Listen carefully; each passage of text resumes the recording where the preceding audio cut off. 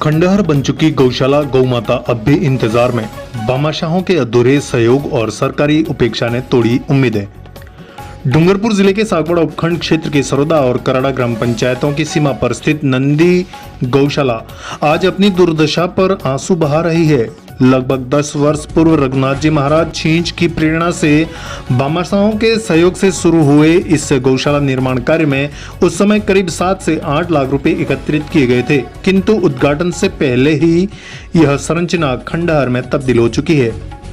कथा के दौरान कई भामाशाहों ने सहयोग की घोषणाएं की थी, लेकिन उनमें से अधिकांश घोषणाएं केवल भाषणों तक सीमित रही।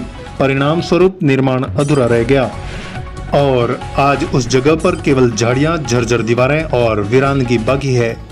तत्कालीन गौशाला अध्यक्ष हितेश रावल निवासी सरोदा ने बताया कि यह गौशाला गौचर भूमि पर बनाई गई थी और इसे विधिवत रूप से पंजीकृत भी किया गया था। उद्देश्य था बेसहारा गौमाता को एक सुरक्षित आश्रय देना, लेकिन सरकारी सहयोग न मिलने और भामाशाहों की घोषणाएं अधूरी रहने के कारण यह सपना अधूरा ही रह गया। आज यह गौशाला एक चेतावनी बनकर खड़ी है कि कैसे भक्ति भाव, जन सहयोग और सरकारी नीति के अभाव में एक नेक उद्देश्य दम तोड़ देता है। गौ भक्तों से अपील की जा रही है कि इस गौशाला को दोबारा पुनर्जीवित किया जाए ताकि बेसहारा गौमाता को फिर से सहारा मिल सके। सवाल यही है, क्या कोई आगे आएगा या गौमाता सिर्फ सपने ही देखती रह जाएगी? तो इस वक्त हमारे साथ में प्रवीण सिंह राव ऑनलाइन पर मौजूद हैं और वो इस वक्त जो कराड़ा और सरोदा के बीच में जो गौशाला बनी हुई है, काफ़ी खंडर हो चुकी है, उसका पूरा मुआयना कर रहे हैं। क्या स्थिति है उन्हीं से जानते हैं। जी बताएं प्रवीण, क्या स्थिति है वहाँ की?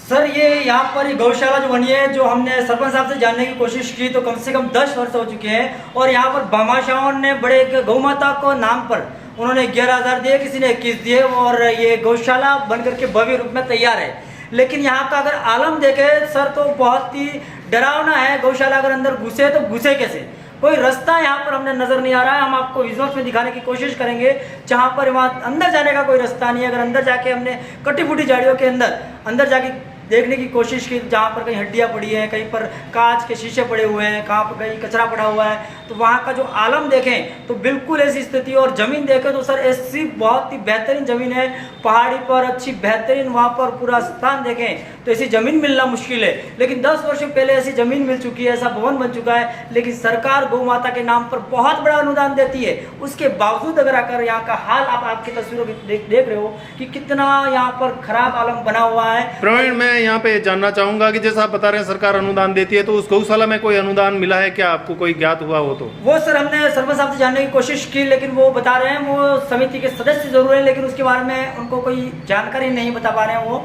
उनके बारे में कुछ मतलब उद्घाटन ही नहीं हो पाया, ये सब बता रहे हैं वो कुछ। मतलब कि अभी तक उस गौशाला का उद्घाटन ही नहीं हुआ है? उद्घाटन ही नहीं हुआ, खंडर हो चुकी है।